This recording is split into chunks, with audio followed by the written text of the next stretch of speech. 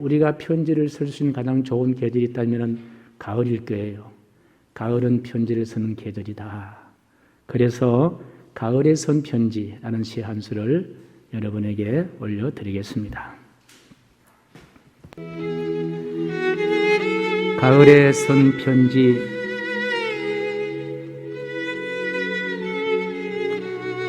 파란 하늘이 창가에 앉으면 서랍 속에 넣었던 종이 위에 붓끝에 가을 찍어 편지를 적어 갑니다.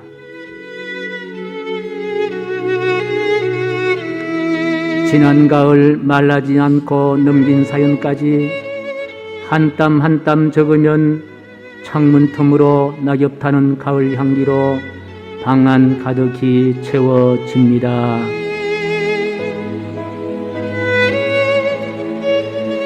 어느덧 하늘엔 가을이 물든 별빛 찬란하고 가을 벌레 소리 귓가에 잦아들어 마음 가득히 가을을 남기고 구석구석 잊지 못할 흔적입니다. 밤이 지나 아침이 오면 뜰하게 감나무에도 지난밤에 쓴 가을 편지 분홍빛 사연들로 가득합니다.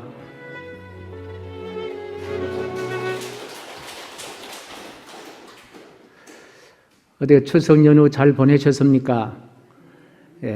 안타까운 사연들도 있습니다만은 어느 의사 선생님은 60년 동안 참 이렇게 귀한 의료 행사를 하시다가 사고난 차에게 다가가서 그 사고난 환자를 치료하기 위해서 가척건하셨다가 그만 따라오는 차에 치여서 61세의 세상을 떠난 그런 안타까움도 있었고, 우리 이창호 집사님께서는 노모님을 요양원에서 뵀는데 우리 아드님을 잘 알아보지 못해서 마음이 많이 무겁다 하는 이야기를 들었습니다. 이런저런 사연을 안고 우리가 추석 연휴를 지났습니다마는 오늘은 하나님 만나는 날, 하나님 우리에게 위로를 주시고 다시 새로운 소망을 주시는 날, 우리 하나님 앞에 예배할 때에 우리 명절에 있었던 모든 좋은 것들 또 아픈 것들 다시 다 내려놓고 전능자 하나님 주시는 희망으로만 충만할 수 있는 복된 주의 날 되기를 주님의 이름으로 간절히 축복합니다. 자식 앞에 서면 낮아지신 분이 있습니다. 그분은 바로 우리의 아버지이십니다. 과거의 아버지도 그리했고 지금 아버지로 사는 우리들도 마찬가지입니다. 자식의 이래는 항상 작아지고 낮아지는 분입니다. 아버지의 그 당당함도 그 용기도 그 쩌렁쩌렁한 음성도 이내 작아지는 분이 바로 우리의 아버지입니다. 이스라엘 백성을 택하시어 당신의 자녀로 삼으신 우리 하나님 아버지, 그 아버지는 자녀된 이스라엘이 잘 될 수만 있다면, 저들이 행복하게 살고 저들이 기쁘게 잘 살 수만 있다면 창조자 하나님의 권위도 내려놓습니다. 그리고 하나님의 그 우렁찬 음성도 이내 작아지십니다. 오직 자식 잘되기만을 소원하시는 오늘날 아버지처럼 말입니다. 하나님이 택하시고 하나님이 보호하신 자들을 잘되기를 원하시는 우리의 영적인 아버지, 하나님 아버지, 그 하나님이 예레미야란 선지자의 손을 빌어 보내는 편지가 있습니다. 곧 하나님의 손편지가 바로 우리가 읽었던 예레미야서입니다. 발신자는 하나님이시고 기록자는 예레미야이며 수신자는 바로 바벨론 포로로 붙잡혀 있는 유다 백성들입니다. 발신지는 예루살렘이요 수신지는 바로 바벨론 이름 모를 낯선 어느 지역입니다. 당시의 시대적인 배경은 어떠했길래 하나님은 긴급하게 손편지를 썼을까요? 하나님이 쓰신 손편지 이제 펼쳐 읽어볼 차례인데요. 2절 말씀을 같이 우리가 읽겠습니다. 2절 말씀입니다. 시작. 그때는 여고니아 왕과 왕후와 궁중내시들과 유다와 예루살렘의 고관들과 기능공과 토공들이 예루살렘에서 떠난 후라. 그때는 BC 한 579년쯤 되는데 제1차 남쪽 유다 백성들이 바벨론 포로로 붙잡혀 갔던 바로 그때입니다. 여고니아 왕과 왕후와 궁중 내시들과 고관들과 기능공과 목공과 철공들이 바벨론으로 잡혀가 있는 그와 같은 비참한 상황입니다. 사회 지도자들, 설모 있는 사람들 모두가 다 바벨론으로 포로로 잡혀간 그와 같은 때입니다. 여러분, 왕과 왕후가 잡혀갔다는 말은 나라가 지금 망해버렸다 하는 그런 의미가 있습니다. 따라서 유대 백성들은 바벨론이 시키는 대로 예루살렘에서 동쪽으로 11,000km나 되는 바벨론으로 붙잡혀 가는데 마치 굴비가 엮여 끌려가는 것처럼 그렇게 비참하게 끌려갔습니다. 가다가 수많은 사람들이 아마 죽었을 거예요. 매 맞아 죽을 수도 있고 배고파 굶주려 죽을 수도 있을 겁니다. 겨우 살아서 바벨론에 도착한 포로민들 눈앞에는 마로둑이라는 큰 신전이 보였습니다. 그 신전은 예루살렘 성전과 비교할 수 없을 정도로 곳곳에 마루둑의 신상과 신전들이 있었습니다. 포로민들은 자기들이 믿는 야훼 하나님보다도 마루둑이 더 크게 보인 거예요. 그 이유가 어디에 있습니까? 자기가 믿는 야훼 하나님보다도 바로 하나님을 믿지 않는 마루둑을 섬기는 바벨론에 포로로 붙잡혀 가다 보니까 자신들이 믿는 야훼 하나님보다도 하나님 아닌 이방 신전 마루둑을 믿는 그 바벨론이 더 크게 보였다는 말씀입니다. 그래서 아마 그들이 신앙적인 회의가 있었을 거예요. 도대체 하나님은 계시는가? 하나님보다도 저 마루둑이라는 신상이 더 크게 보이는데, 정말 하나님이 계신다면 우리를 이렇게 참 마루둑 신상을 섬기는 저들에게 포로로 붙잡혀 가도록 놓아두시는 거 보니까 하나님은 우리를 버리신가 보다. 이제 하나님은 우리를 이제 참 그 포로로 그렇게 잡혀가도록 놓아두신가 보다. 이렇게 아마 실망과 절망을 했을 것이다 생각을 해봅니다. 자, 그런데 이런 회의와 갈등은 계속해서 이어집니다. 이제 바벨론에 도착하니까 언어도 다르고 문화도 다르고 음식도 다르고 그리고 또 여러 가지가 다릅니다. 이제 그들은 자유인에서 포로민으로 바뀌어버리고 말았습니다. 말할 수 없는 엄청난 문화 충격도 아마 다가왔을 것입니다. 바벨론 포로가 된 저들은 그들의 삶을 표현하는 단어들이 있다면 바로 고통이요, 절망이요, 어둠이요, 혼돈이요, 그리움일 것입니다. 겨우 목숨을 건졌지만 먼 이방 나라에 처한 저들에게 고향은 그리움의 대상이 되었고 그 그립다가 몸부림치는 외로움의 눈물을 흘리는 대상이 되고 말았습니다. 자, 이런 사람들에게 하나님이 예레미야를 통하여 편지를 보냅니다. 오늘 읽은 하나님의 손으로 쓴 편지의 핵심적인 내용을 우리가 오늘 읽었습니다만 곧 예레미야 29장 11절 말씀이에요. 같이 읽습니다. 시작. 여호와의 말씀이니라. 너희를 향한 나의 생각을 내가 아나니 평안이요 재앙이 아니라 너희에게 미래와 희망을 주는 것이라. 너희에게 미래가 있다, 희망이 있다라고 예레미야는 이야기하고 있습니다. 그리고 예레미야를 통하여 보낸 하나님의 손편지의 핵심 바로 너희에게 미래가 있다, 희망이 있다 이 이야기입니다. 그런데 여러분 가만히 한번 생각해 보십시오. 이 말씀이 이스라엘 백성들을 포로로 붙잡혀간 남유다 백성들에게 얼마만한 설득력이 있다라고 생각을 하고 있습니까? 바벨론의 포로로 붙잡혀온 지 10년도 아니고 20년도 아니고 70년이 되었습니다. 여러분 10년이면 강산이 변한다는 말 있잖아요. 그만큼 긴 세월이란 말일 겁니다.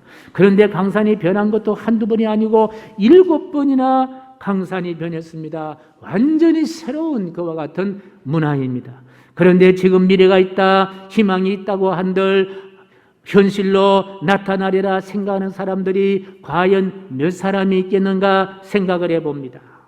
70년이라는 세월 동안에 끊임없이 선지자들이 나타나서 아마 동일한 이야기를 했을 것입니다. 조금만 참으십시오. 미래가 있습니다. 희망이 있습니다라고 이야기했을 거예요. 그런데 그때마다 말잔치뿐이었지 미래와 희망은 오지 않았습니다. 오히려 그들에게 찾아온 것은 더 많은 가난과 멸시와 짐승처럼 대하는 권력자들의 아마 횡포였을 것입니다. 미래와 희망을 이야기한들 가슴으로 얼마나 다가오고 느껴질 수 있겠는가 하는 그런 생각을 가져봅니다. 아니, 하나님이 아닌 마루둑을 섬기는 바벨론인들에게 포로로 잡혀가지도 않았고, 바벨론인들은 포로로 잡혀가지도 않았고, 하나님을 섬기는 자신들은 포로로 잡혀왔으니 과연 하나님께서 미래와 희망이 있다라고 하지만은 그 하나님을 신뢰하고 따르는 사람이 얼마나 있겠냐는 거예요. 우리도 그런 경험을 합니다. 하나님 잘 믿고 예배 잘 드리고 하는데 우리 앞에 고통이 있고 어려움이 있고, 아니 주일날 예배도 드리지 않고 그저 마음대로 놀러 다니고 하는 사람은 잘 되는 것 같이 보인다면은 과연 하나님을 계속 우리가 믿어야 될까, 믿지 말아야 될까 하는 그런 아마 갈등에 우리도 처해 있을 때가 많이 있습니다.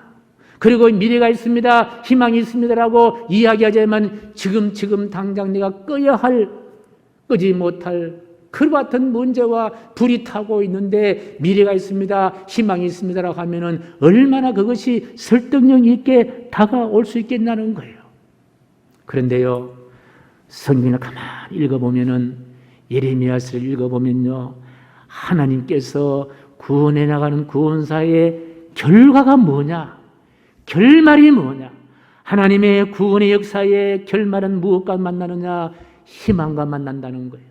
희망과 만난다는 거예요. 어떤 절망적인 상황과 캄캄한 상황이 온다 하더라도 저 멀리서 희망이 성큼성큼 밝은 미소를 부으면서 다가오고 있다는 거예요. 이것이 바로 예레미야서를 읽어 나갈 때에 우리가 경험할 수 있는 희망입니다. 그래서 본문 10절의 말씀 보니까요, 본문 10절의 말씀 시작. 바벨론에서 70년이 차면 너희를 이곳으로 돌아오게 하리라. 바로 무슨 말씀입니까? 유대 민족들이여 지금 들으시오. 희망이 없이 지났던 70년의 세월은 이제 종결됩니다. 끝이 납니다. 고향을 향한 그리움 가슴에만 묻어야 했던 세월도 이제는 끝이 납니다. 바벨론 강가에서 고향을 생각하며 눈물 흘렸던 눈물도 이젠 마지막입니다. 그러니 이제 미래를 말하십시오. 고향에 돌아갈 희망을 꿈꾸십시오. 유대 민족들이여 당신들이 가슴에 품는 것은 희망입니다.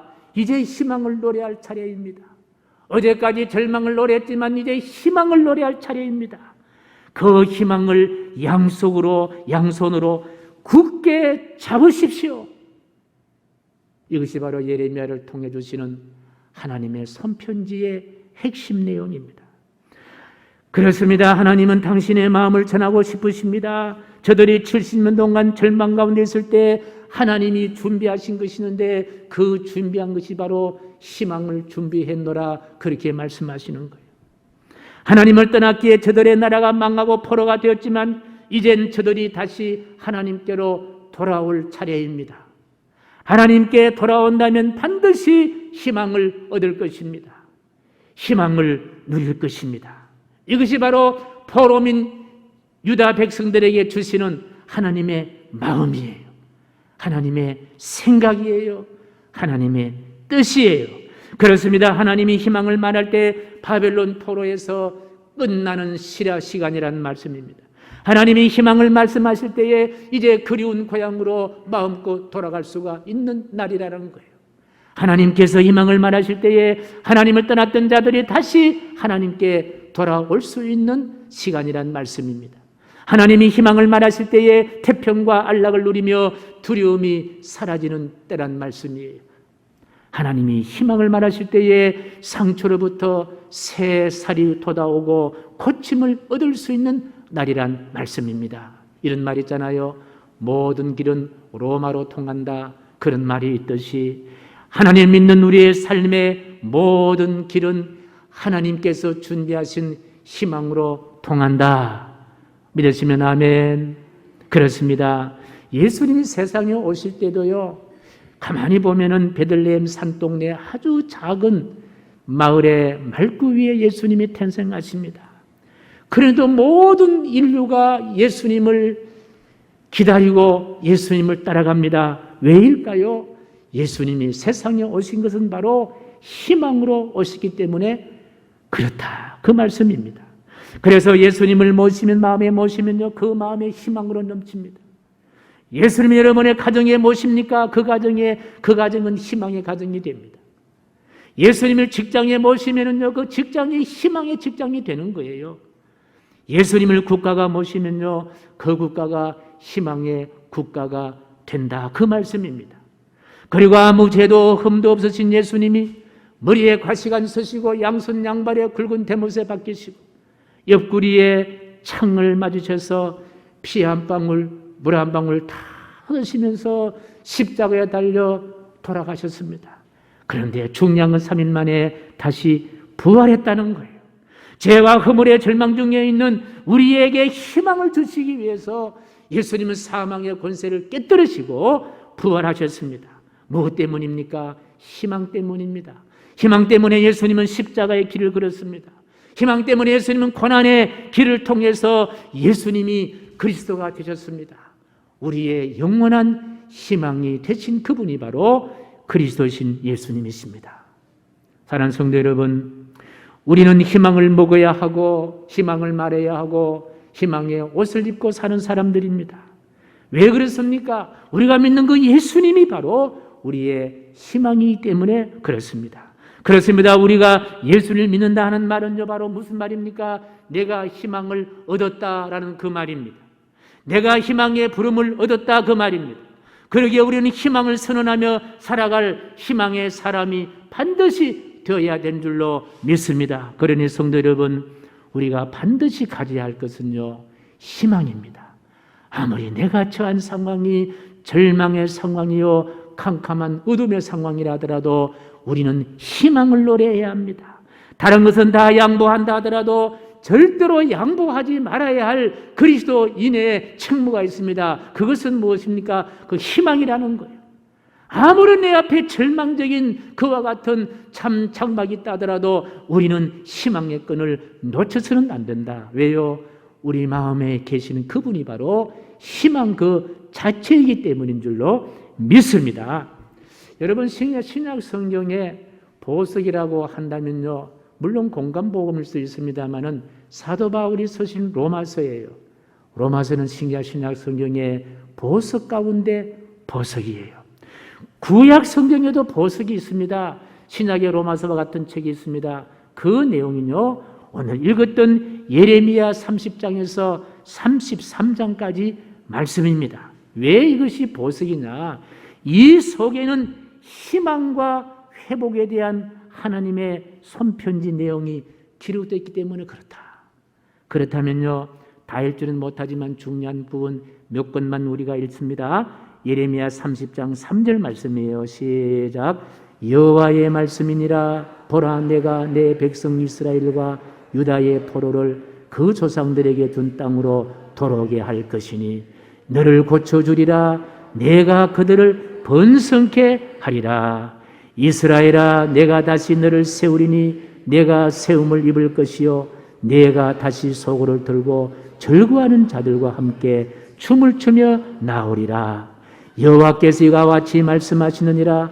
너희가 가리켜 말하기를 황폐하여 사람도 없고 짐승도 없다 하던 여기 곧 황폐하여 사람도 없고 주민도 없고 짐승도 없던 유다 성읍들과 예루살렘 거리에서 즐거워하는 소리, 기뻐하는 소리, 신랑의 소리, 신부의 소리와 및 만군의 여호와께 감사하라. 여호와는 선하시니 그 인자심이 영원하다 하는 소리와 여호와의 성전에 감사제를 드리는 자들의 소리가 다시 들리리니 이는 내가 이 땅에 포로를 돌려보내어 지난 날처럼 되게 할 것임이라. 여호와의 말씀이니라. 자, 이 말씀을 읽으면은 그 절망의 한복판에서 샘솟듯 넘치는 희망의 메시지를 보게 됩니다. 여기서 바로 포로민들에게 향한 여호와 하나님의 메시지 중에 희망의 메시지입니다. 예, 이 모든 말씀들은 포로란 고난의 땅에서 펼쳐 있는 하나님이 보내신 하나님의 손편지의 내용입니다. 하나님이 보내신 손편지엔 가슴 뛰게 하는 하나님의 희망이 담겨 있습니다. 고난 가운데도 하나님 주신 희망으로 인하여 우뚝 선 사람 한 분을 제가 소개하겠는데요. 이분은 여러분이 잘 아는 신현준 배우이십니다. 이분이 모태신앙으로 서울의 모교회 집사님으로 충성스럽게 교회를 잘 섬긴 그와 같은 집사님이십니다. 1990년대에 영화 장군의 아들로 데뷔했고 데뷔 31년 동안 끊임없이 스스로 성장하기 위해서 연구했던 그와 같은 노력하는 배우입니다. 뿐 아니라 방송인으로 학생들을 가르치는 교수로 인기를 누리며 열심히 살아왔습니다. 남들보다 좀 늦게 결혼을 했지만은 사랑스러운 두 아들의 아빠도 되었습니다. 그런데요, 참 이렇게 밝고도 깨끗하고도 행복하게 살았던 이 신현준 집사님에게 참 아무런 예고도 없이 고난이 찾아오는 거예요. 그렇죠. 고난이 찾아올 때에 뭐 이렇게 먼저 편지를 보내고 먼저 전보를 치고 찾아오는 고난 없잖아요. 예고 없이 찾아옵니다. 누가 그런 얘기 하더라고요. 우리 머리 위에 구름들이 많이 있는데 저 숱한 구름 속에는 비가 있는데 어느 구름에서 비가 떨어질지 모른다는 거예요. 우리 당하는 고난도 그와 같은 것이라는 거예요. 우리의 인생길 앞에 수만 가지 고난의 구름들이 있는데 문제는 어느 구름에서 고난의 구름이 물이 떨어질지 예측할 수 없다. 그래 이 신현준 집사님도 한참 잘 나갈 때에 이 고난이 찾아오는데 어떻게 된 고난이냐. 가장 자신의 척근에서 밥을 먹고 살았던 매니저가 나는 13년 동안 부당한 대우와 갑질에 시달렸습니다라고 폭로를 한 거예요. 그리고 자신의 명예가 훼손되었다라고 고소를 한 거예요. 그리고 이 신현준 집사가 프로포폴 투약 의혹을 있다 그렇게 참 까발리게 된 거예요. 예. 이런 배우가 어떤 사람입니까? 대중의 사랑과 명예로 지탱하는 삶인데 이렇게 아주 참 들쑤세 놓으니까 하루아침에 이 명예가 추락하고 예, 삶에 휘청거리는 그와 같은 고난을 당합니다. 결국은요 출연하고 있는 모든 방송에서 하차를 하게 되고 어떻게 하면 삶을 포기하고 잘 죽을 수 있을까 죽음의 절망의 그림자로 가득 찬 캄캄한 삶을 살았습니다. 자기 부인이요 남편 혼자 두면은 안 되겠다 싶어서 늘 외출할 때마다 데리고 다녔던 그와 같은 기가 막히는 상황이었습니다. 그런데 이분이 제가 앞에 말씀드렸습니다만요 신앙생활을 잘했던 모태 신앙인이기 때문에 자 내가 당한 억울함을 풀 데 없어서 그래 하나님께 하소연하자 해서 하나님께 무릎을 꿇고 하나님 저에게 왜 이런 고난의 시간을 주십니까? 너무 억울합니다. 남들은 하나님을 잘 믿지 않아도 잘만 되고 거짓말도 잘하고 이렇게 참 떵떵거리고 잘만 사는데 왜 난 열심히 이렇게 믿음 생활하는데 이런 시련을 주십니까? 이렇게 하나님 붙잡고 눈물로 호소를 하게 되는데 이런 생각이 들더라는 거예요. 자, 나에게 이런 시련을 주신 분도 하나님이시기 때문에 하나님이 반드시 해결해 주실 것이다. 이런 응답이 있다라는 거예요. 그래서 몇 날 며칠 동안 그렇게 참 응답을 붙잡고 기도를 하는데 하나님의 세면 음성이 듣기는데 너 자신을 좀 잘 돌아봐라. 이번 기회에 너 자신을 잘 돌아봐라. 이런 음성을 들으면서 이 신현준 집사님께서 이제 그 말씀을 듣고 어린 시절부터 지금까지 살아왔던 과거를 잔잔히 이렇게 반추를 해보니까 혼자서는 이룰 수 없었던 수많은 것들, 수많은 은혜와 사랑이 있었기에 가능한 모든 것들, 그렇게 많은 것들을 이룩하면서 한 번도 가슴 깊이 감사를 해보지 못했다는 거예요. 정말 내 힘으로 이런 일들을 하지도 않았고 이루지 않는데 이 모든 것이 전능자 하나님이 주신 은혜인데 이 은혜에 대한 가슴 깊은 감사가 없었다는 거예요. 이걸 참여하면서 지금 고난과 시련도 하나님 고맙습니다. 감사합니다. 반드시 고난과 시련도 잘 극복될 줄로 믿습니다. 이런 참 은혜와 이런 어떤 회개와 참회가 이렇게 생겨나면서 결과적으로는 내가 당하는 절망의 시간이 하나님이 새롭게 시작하는 출발의 시간이다 라고 느껴지더라는 거예요.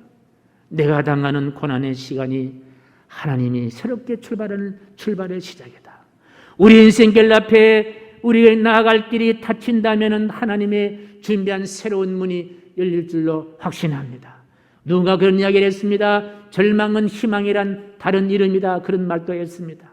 위기라는 것은 다시 새롭게 시작할 수 있는 기회일 수도 있다라는 말씀을 했습니다. 결국은요, 매니저가 제기한 의혹과 관련한 모든 것이 거짓이다, 잘못되었다, 그렇게 판단을 받았고, 지난해 12월에는요 아시안 아카데미에서 본인이 제작한 영화 미스터 주로 베스트 작품상을 수상하게 되었고, 제58회 영화의 날에는요 영화인 감사패와 문화체육부 장관상의 표차장을 받았습니다. 그리고 신윤준 집사님은 이렇게 말합니다. 죽을 것 같은 힘든 고난도 지나고 나면은 버틸 수 있을 만큼의 고난이었다. 당신은 죽을 만큼 고난이지만 지나고 나니까 그 고난도 버틸 수 있을 만큼, 내가 감당할 수 있을 만큼 시험이었습니다. 그런 고백을 했습니다.